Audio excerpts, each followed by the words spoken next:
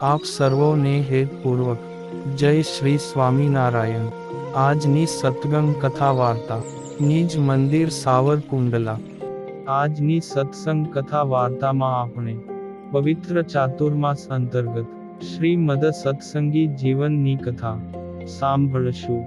પ્રકરણ 3, અધ્યાય 49। સુવ્રત મુનિ કહે છે કે, હે રાજન, એ અવસરે મનુષ્યાકૃતિને ધારણ કરતા શ્રી હરિના નિર્દોષ બંને બંધુઓ તેમની સમીપે પધાર્યા।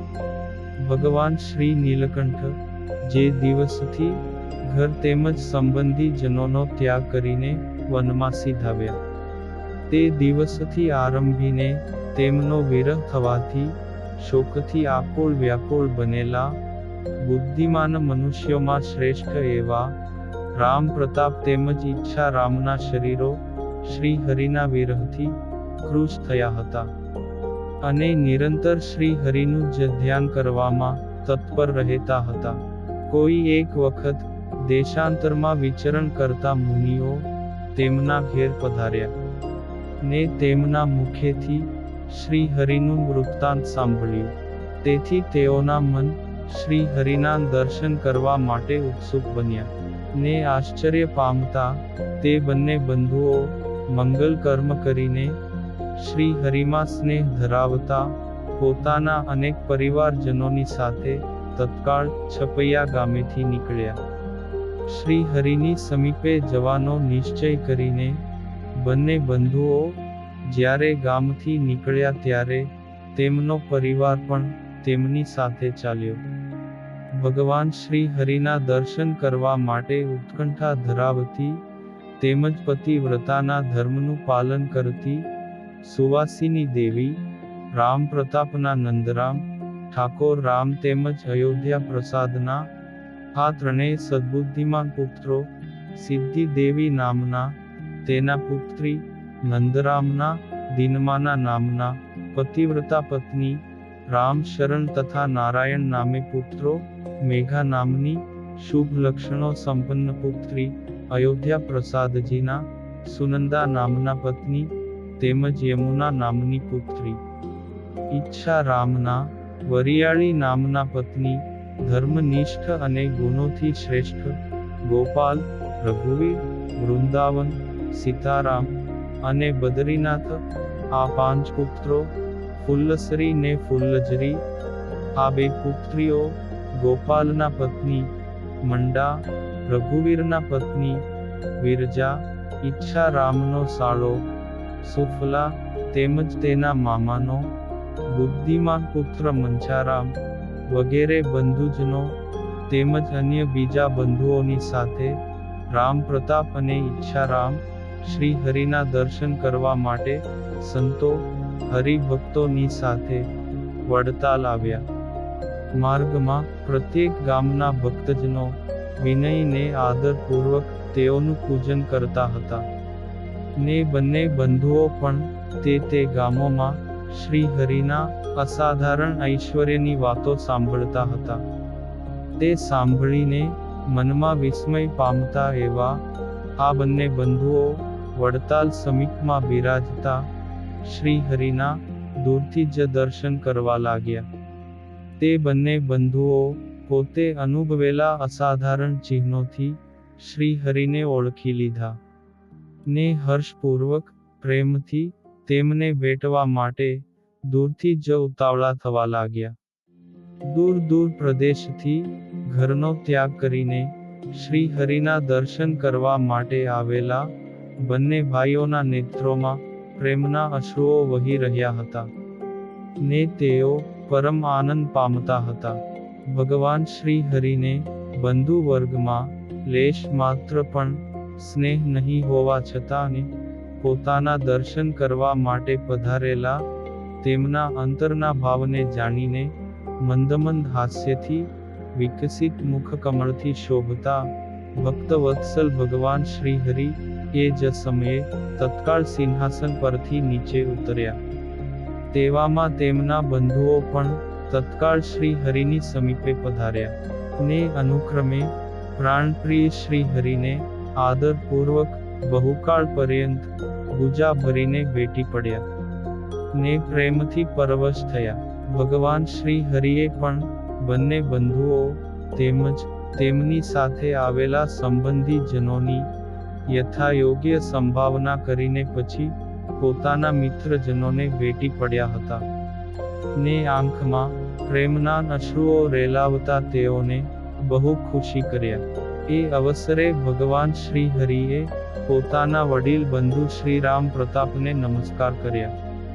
નાના બંધુ શ્રી ઈચ્છારામે શ્રી હરિને વંદન કર્યા. એ જ પ્રકારે ભગવાન શ્રી હરિએ પોતાના અન્ય બંધુજનોને યથાયોગ્ય વંદન કર્યા. કોઈ બંધુજનોએ ઉત્સુક બનીને શ્રી હરિને પ્રણામ કર્યા. સર્વે બંધુજનો પોતાના પ્રાણપ્રિય શ્રી હરિના બહુકાળ પર્યંત દર્શન કરીને વિરહજન્ય તાપને નમાવીને પરમ સુખ પામ્યા. સિંહાસન ઉપર બિરાજમાન શ્રી હરિએ પોતાના બંધુજનોને આસન પર બેસાડી સ્વાગત કરીને કુશળ સમાચાર પૂછ્યા.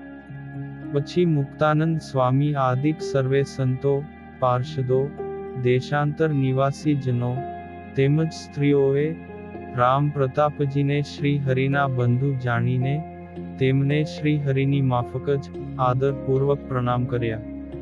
ત્યારબાદ ભગવાન શ્રી હરિએ તેઓના નિવાસને અર્થે એક ભવન અપાવ્યું.